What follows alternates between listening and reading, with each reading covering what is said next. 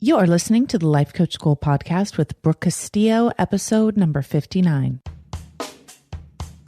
Welcome to the Life Coach School podcast, where it's all about real clients, real problems, and real coaching. And now, your host, Master Coach Instructor, Brooke Castillo. Hey everyone, what's happening? How are you guys? I have been having so much fun hearing from you. I recently sent out a 7-email blast. So I emailed you guys every day for 7 days if you're on my email list. I never do that. I usually only email once a week. And I sent out an email to really educate everybody on my list about what my in-person trainings are about, what life coaching is about, really give some detailed information. And what I found out was that so many of you are interested that I didn't know were interested. And so many of you asked me for more information and asked me questions and really appreciated the emails. So I think I'm like one of those people that kind of worries, oh my gosh, I don't want to email too much. I don't want to bother my people. And then I forget that maybe sometimes they want more information. Sometimes you guys all need more information. So what I did is I decided, everybody on my email list, I want them to be totally engaged with me. I want them to be really interested in what I'm sending them.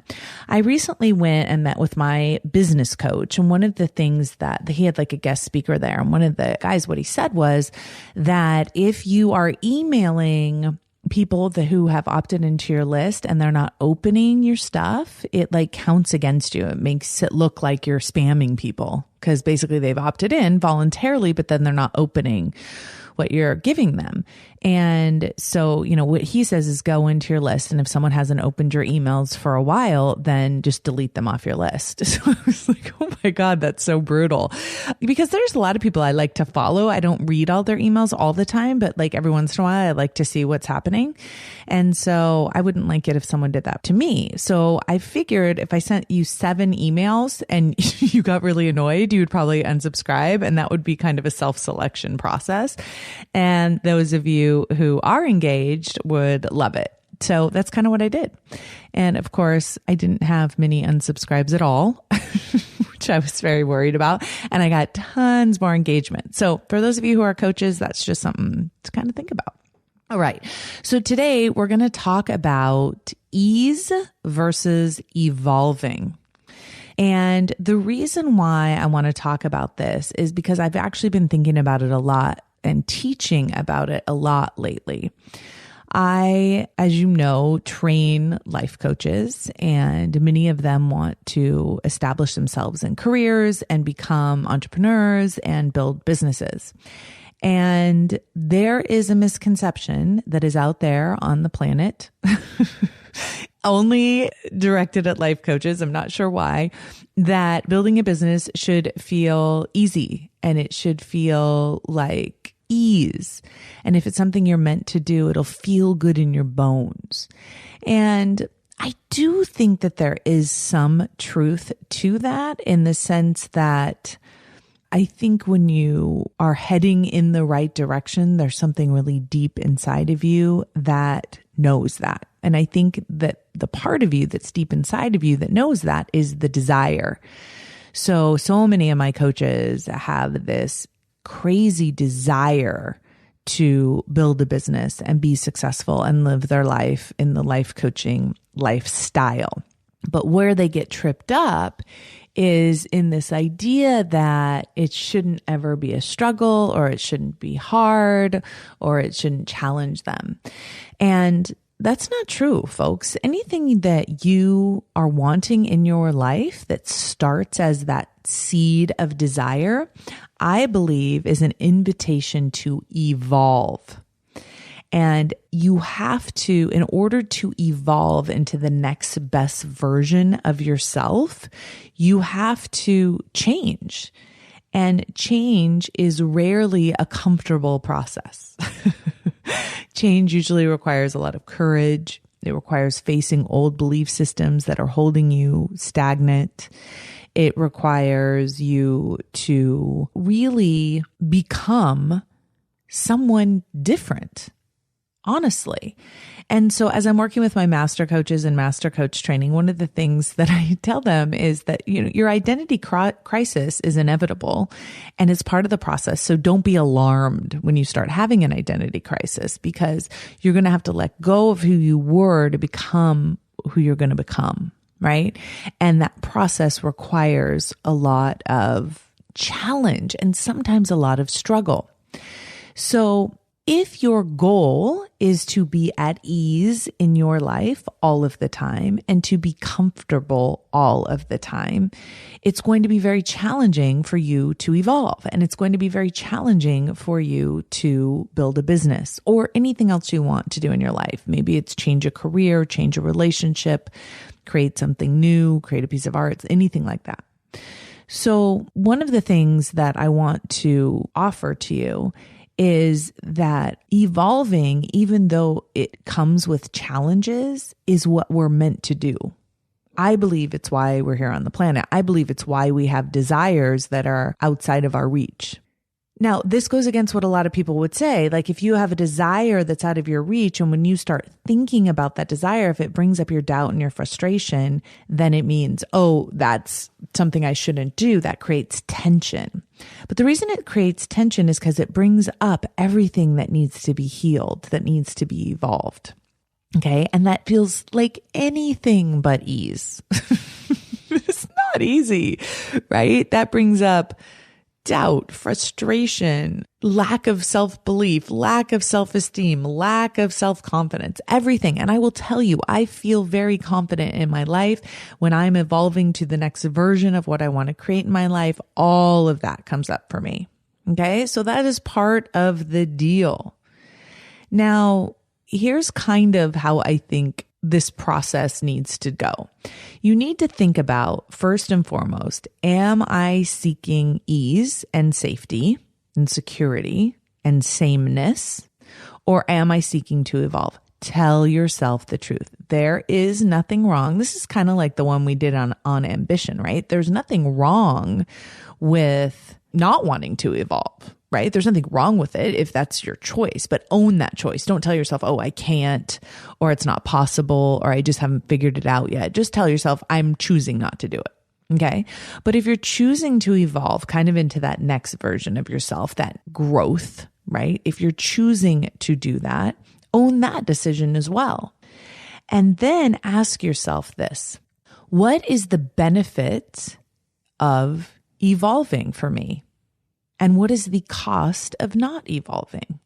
That will really give you your why behind what you're doing. And you're going to need it, my friends. Whether you're trying to lose weight or build your business or improve your relationship or just improve yourself, you're going to need that why, because what happens right after you make that decision to evolve, all hell is going to break loose. Every reason why you haven't evolved is going to come up, and it's not going to be pretty. Don't plan on it being pretty. You're going to whine, you're going to cry, you're going to doubt, you're going to want to hide, you're going to be frustrated, you're going to want to be comfortable, you're going to want to seek pleasure. It's what happens. Okay. So this is how evolving happens. If you decide that you're going to, you choose a stretch goal. Now that means it's a goal that's out of your reach right now. It's going to require you to evolve. I'm always saying that the best goals are the ones that require you to become the person that you want to become. You, but just better, a better version of yourself. Now, I'm not talking about your soul. I'm not talking about your essence. You can't improve upon that. That's just done. That's just awesome. Okay.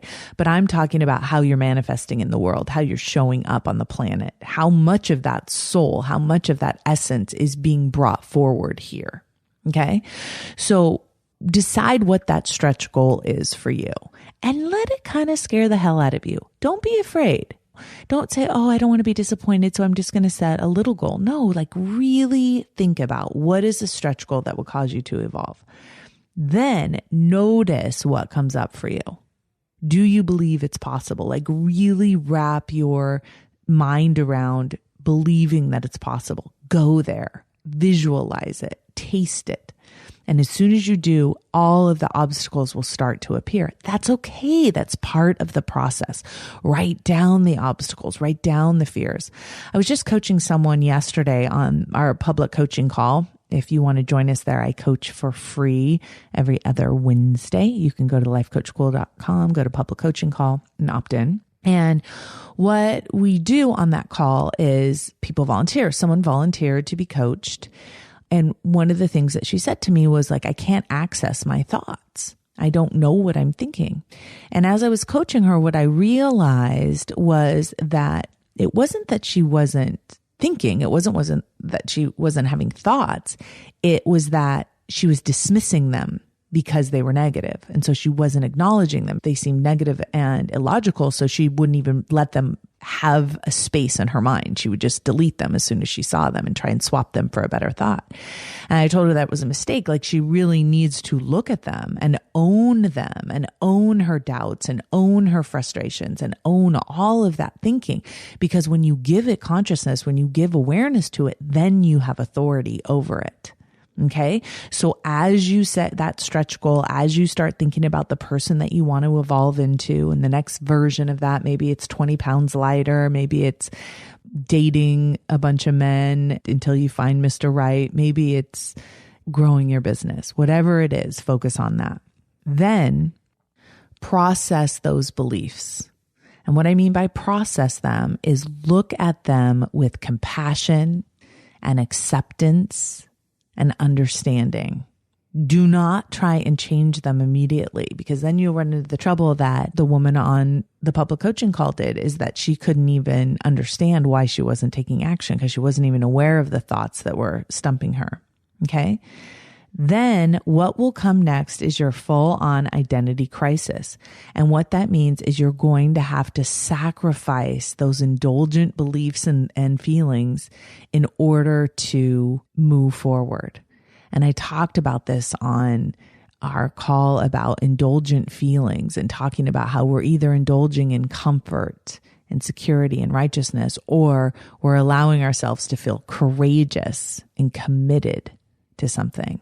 And so this is where you're going to have to make that decision, because it's not going to feel like peace and it's not going to feel like ease as you are evolving.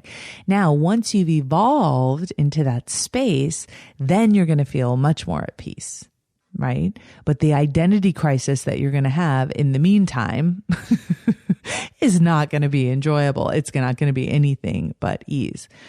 As you evolve, it becomes less and less uncomfortable, because what happens is you're required to acquire a whole new set of belief systems, a whole new way of thinking in order to take action in a whole new way. And that's what your identity is built up of, right? Is all of the thoughts in your mind, all of your opinions about what you're capable of, about what you can do, about what you can't do. In order to evolve, you have to change what you think you're capable of. And that has to happen before the result. If you think about the model, the thought happens, then the feeling, then the action, then the result. We want the result to change so we can change our thinking. But of course, the thinking has to change first.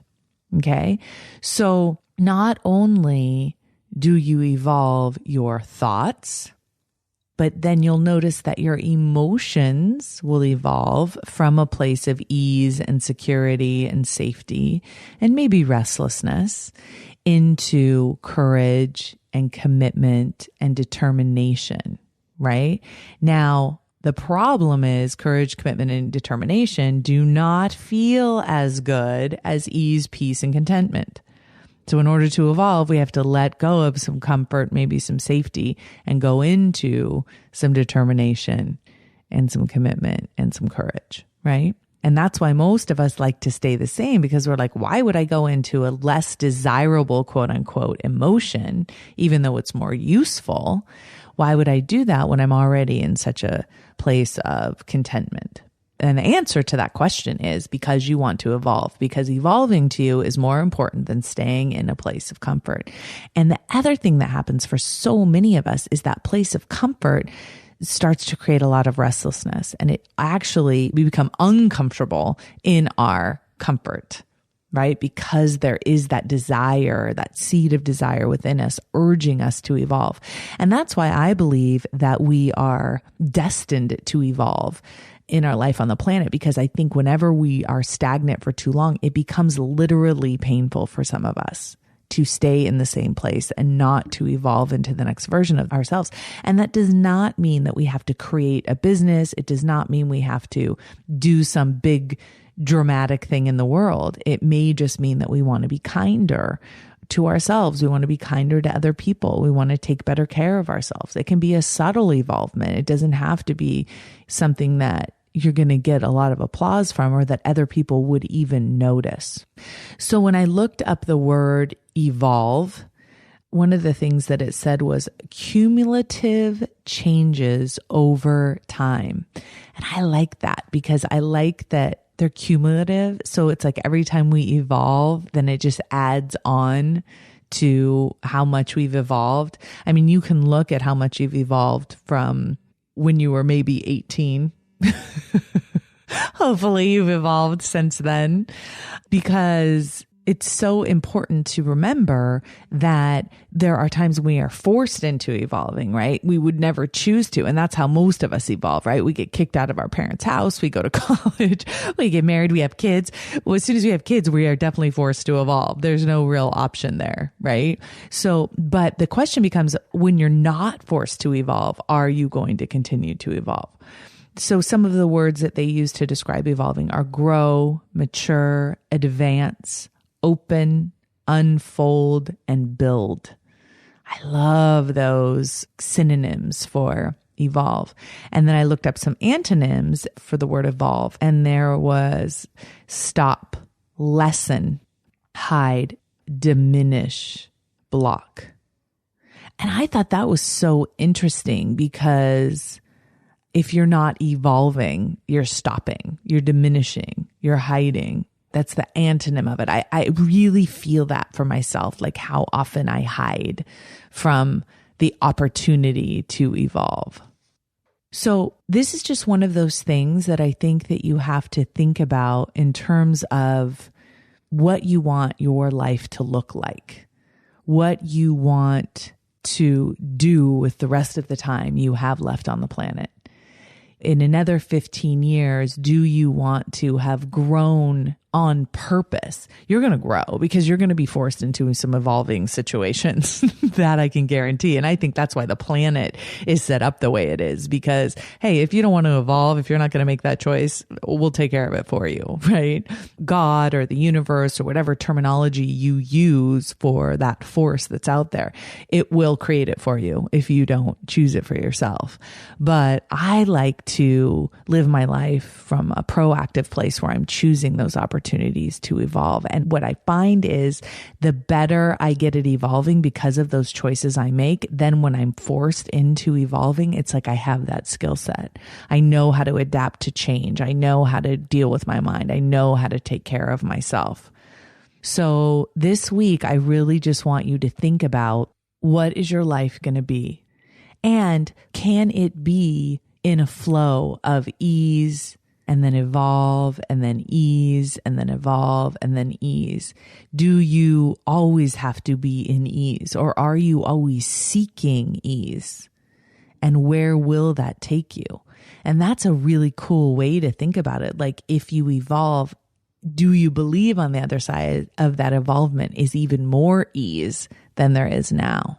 And I do believe that for myself and for everything that I do in my life. So that's what I'm leaving you with today. Ask yourself that question, choose a stretch goal, believe in it, and then allow the identity crisis to happen so you can evolve into the next best version of yourself. Talk to you guys next week. Take care. Bye-bye. Thank you for listening to the Life Coach School podcast. It would be incredibly awesome if you would take a moment to write a quick review on iTunes. For any questions, comments, or coaching issues you would like to hear on the show, please visit us at www.thelifecoachschool.com.